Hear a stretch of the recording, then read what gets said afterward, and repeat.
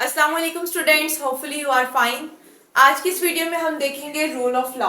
ठीक है, कि लॉ का क्या रूल है वगैरह, ये इस वीडियो में हम देखेंगे। बहुत इंपॉर्टेंट क्वेश्चन है पेपर पॉइंट ऑफ व्यू से, पार्ट 1 का भी और पार्ट 2 का भी एलएलबी। ठीक है, आज की इस वीडियो में हम इसके अबाउट पढ़ेंगे, इसका इंट्रोडक्शन, इसका मीनिंग, इसकी डेफिनेशन, इसकी डेरिवेशन, डिफरेंट नेम्स देखेंगे, ओरिजिन देखेंगे, इसकी इंपॉर्टेंस देखेंगे, फिर प्रिंसिपल देखेंगे एवी डेजी के। नेक्स्ट फिर केस लॉ भी डिस्कस करेंगे जो इमरान खान का और नवाज शरीफ का था, इसके अबाउट डिस्कस करेंगे। नेक्स्ट फिर rule of law in USA, Pakistan और इंग्लैंड, कि यूएसए का जो इसका रूल था, यूएसए में, पाकिस्तान में और इंग्लैंड में क्या क्या था। नेक्स्ट फिर इसकी हम कैरेक्टरिस्टिक्स देखेंगे और लास्ट में इसका कंक्लूजन देखेंगे। सबसे पहले अब हम इसका इंट्रोडक्शन देखते हैं। रूल ऑफ लॉ मतलब रूल ऑफ लॉ का मतलब है लॉ की कमांड वगैरह, कुछ भी हम कह सकते हैं। ठीक है, ये इसमें बताया गया है बेसिकली, ये ना एक थ्योरी दी थी एवी डेजी ने। ठीक है, ये जो कि एक ज्यूरिस्ट थे, इन्होंने दी थी थ्योरी जिसमें बताया था कि हर एक इक्वल होता है under the law, no one is above the eye of the law, कि मतलब कोई भी अबव नहीं है लॉ से आगे, कि मतलब अमीर है या गरीब है, दोनों को एक जैसी पनिशमेंट मिलेगी क्राइम कमिट करने पर। ठीक है, इसमें ये भी बताया जाता है कि गवर्नमेंट भी जो है ना वो भी इक्वल है, ये भी नहीं है कि गवर्नमेंट अबव है, उसके पास ज्यादा power, no, all are equal under the law. ठीक है, चाहे वो अमीर है गरीब है, जैसे किसी ने कत्ल किया, चाहे वो अमीर हो चाहे वो गरीब हो, दोनों को 302 की ही जो है वो पनिशमेंट होगी। ठीक है, तो ये सारा कुछ इसमें बताया जाता है। इसमें बेसिकली एवी डेजी के जो वो है 3 जो प्रिंसिपल्स हैं वो हम डिस्कस करेंगे इसमें। ठीक है, सबसे पहले इसका इंट्रोडक्शन तो हो गया, अब नेक्स्ट इसका मीनिंग्स। ठीक है, meaning, rule of law means command और proper control of the law. Rule of law का मतलब है कि कमांड और प्रॉपर कंट्रोल किस चीज पर, लॉ पर। ठीक है, कि मतलब लॉ पे जो है प्रॉपर कंट्रोल है और कमांड है, जैसे कि rule of law is a command of law. ठीक है, ये इसका बेसिक है। नेक्स्ट है डेफिनेशंस। अकॉर्डिंग टू अरिस्टोटल, ये एक ज्यूरिस्ट थे। ठीक है, और ये आई थिंक पॉलिटिकल साइंस के फादर भी इनको कहा जाता है, अरिस्टोटल को। ठीक है, इन्होंने कहा था law should be final sovereign, के जो लॉ है ना वो फाइनल सॉवरेन होनी चाहिए। नेक्स्ट है अकॉर्डिंग टू प्लाटो, ये भी जो है फिलोसोफर थे बहुत बड़े, इन्होंने कहा है law should be supreme in nature, के लॉ जो है वो नेचर में सुप्रीम होना चाहिए। सुप्रीम का मतलब है सबसे हाईएस्ट होना चाहिए। ठीक है, कि मतलब सबसे हाईएस्ट ये, बाकी सब इसकी सबऑर्डिनेट है। Nature and no one is above the law, कि लॉ से अबव कोई भी नहीं है, all are equal under the law. Next फिर इसकी आ जाती है डेरिवेशन। ठीक है, डेरिवेशन में है rule of law drive from, कि जो रूल ऑफ लॉ है ना ये ड्राइव हुआ है फ्रेंच वर्ड से। फ्रेंच वर्ड है लॉ प्रिंसिपल डी लेगिटी। ठीक है, लीगलिटी, ये मतलब इस वर्ड से जो है ये रूल ऑफ लॉ का ड्राइवेशन हुई थी, जो कि फ्रेंच वर्ड है। ठीक है, अब नेक्स्ट हम डिफरेंट नेम्स देखते हैं कि जो दूसरे लोग होते हैं वो रूल ऑफ लॉ को किस टर्म में लेते हैं। नेक्स्ट है different names according to Roman approach. ठीक है, रोमन अप्रोचेस जो है ना वो इसको कहते हैं जस्ट नेचुरली, वहां पर ना लॉ को जस्ट कहा जाता है। ठीक है, जस्ट नेचुरली कहा जाता है। Next according to Hobbes and Locke, ये ज्यूरिस्ट है, इसको कहा जाता है सोशल कॉन्ट्रैक्ट, ये जो है ना ये ज्यूरिस्ट है। Next according to modern approach, ठीक है, इसको कहा जाता है रूल ऑफ लॉ, जो कि हम पढ़ रहे हैं according to modern approach.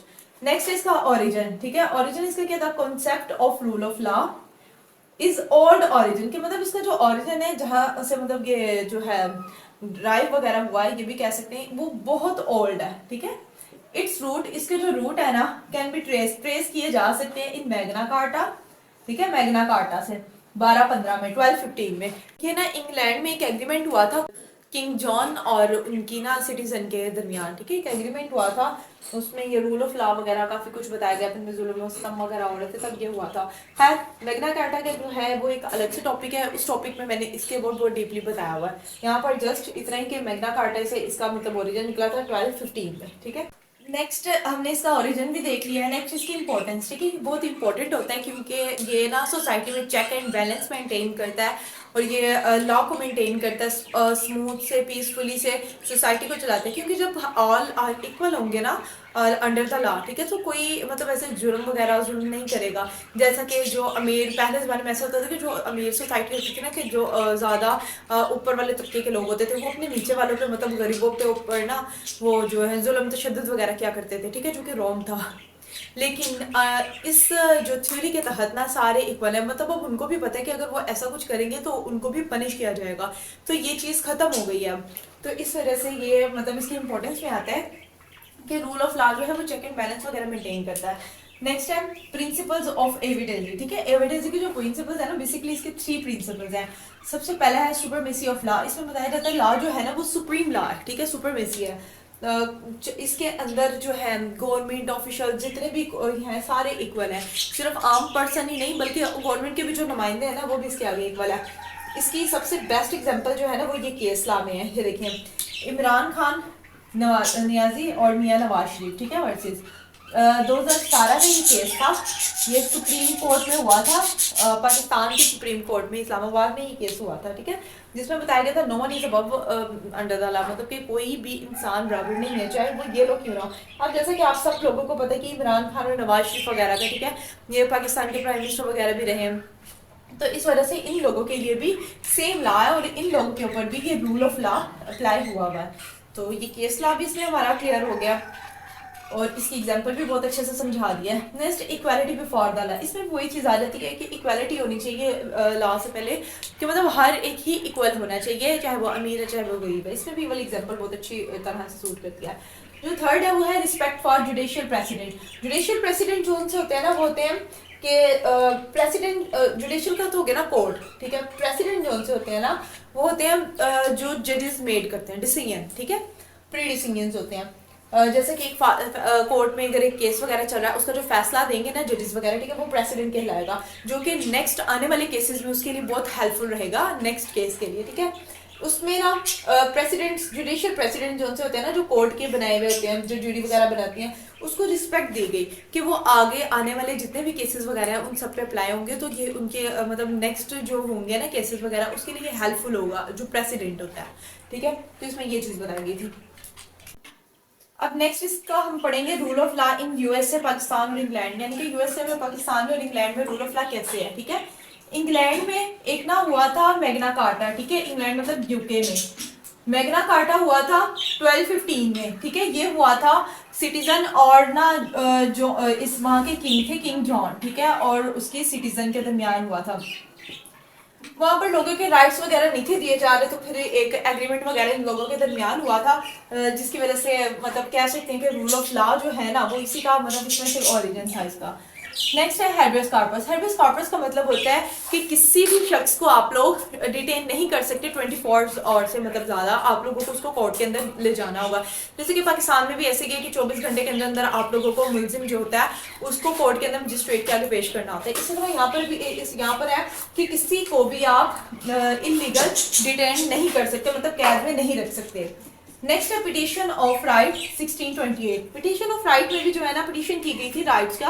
Petition का मतलब होता है दावा करना, ठीक है, राइट्स के लिए इन्होंने ये किया था, राइट्स वगैरह वायलेशन होती थी तब इन्होंने ये एक मतलब कह सकते हैं इनके बिल पास किया था, ठीक है। नेक्स्ट है पाकिस्तान का, देखते हैं, ये अभी हमने इंग्लैंड का देखा था, ठीक है, यूके का, अब है पाकिस्तान का, पाकिस्तान का rule of law.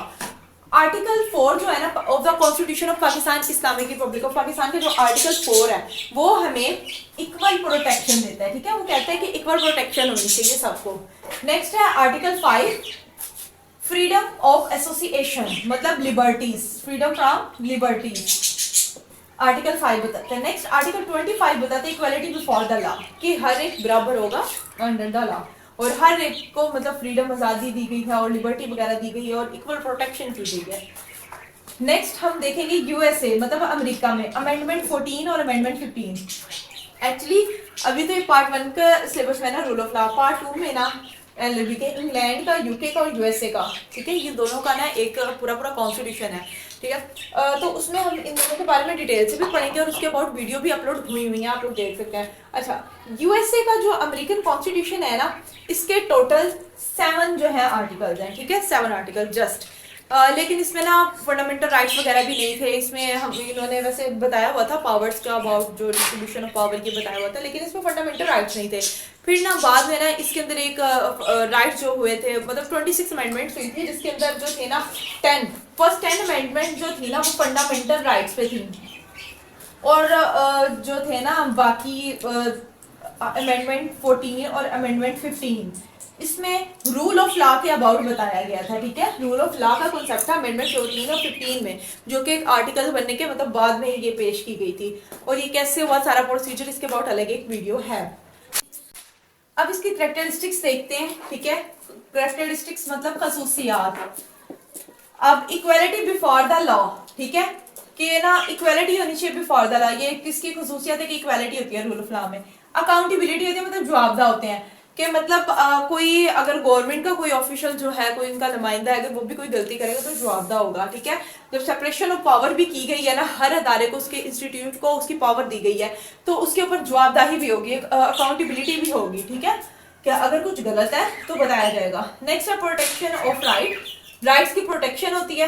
Separation of power, हर अदारे को, हर इंस्टीट्यूशन को पावर, सेपरेशन ऑफ पावर की गई। वैसे ना इसका एक अलग भी टॉपिक है, वो भी मैंने मतलब वीडियो बनाई हुई है सेपरेशन ऑफ पावर में, जिसमें ना जुडिशरी और एग्जेक्टिव और जो है जुडिशरी, एग्जेक्टिव और लेजिस्लेचर, जिसमें लेजिस्लेटिव, एग्जेक्टिव और जुडिशरी को पावर सेपरेट की गई है। ठीक है, उसके बोर्ड भी है, और अमेरिका और यूके की इसके बोर्ड भी है सेपरेशन ऑफ पावर में। ठीक है, नेक्स्ट है फोकस ऑन प्रेसिडेंट। फोकस किया जाता है प्रेसिडेंट पर। President pre decision of the जजेस, जो कोर्ट में जो लिए जाते हैं, मैंने पहले इसके अबाउट बहुत डिटेल से बताया। नेक्स्ट है इसके अबाउट पूरा एक टॉपिक भी है, वो इंपॉर्टेंट है, और मैंने इसके अबाउट भी वीडियो एक अपलोड की हुई है सोर्सेज ऑफ लॉ में। ये बहुत इंपॉर्टेंट टॉपिक है।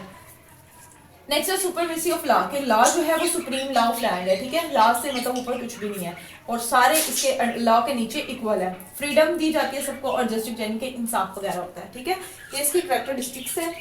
नेक्स्ट इसका कंक्लूजन आ जाता है। कंक्लूजन में वही जो हमने सारा इसको पढ़ा है, तो उसको हम कंक्लूड करके अपना नतीजा खर्च करके बता देंगे। ठीक है, कि रूल ऑफ लॉ होता क्या है, क्या करता है, ये कहाँ से इसका ओरिजिन हुआ। मतलब पाकिस्तान वगैरह की एग्जांपल देते ज़्यादा बेस्ट है। थोड़ा सा केस लॉ का आप रेफरेंस दे दीजिएगा, जो मैंने बताया था इमरान खान और नवाज शरीफ वाला। सो बस आप लोगों का क्वेश्चन कंप्लीट हो गया। इसके अलावा अगर कुछ भी आप लोगों ने पूछना हो आप लोग पूछ सकते हैं। अल्लाह हाफिज़, टेक केयर, दुआ में याद रखिएगा।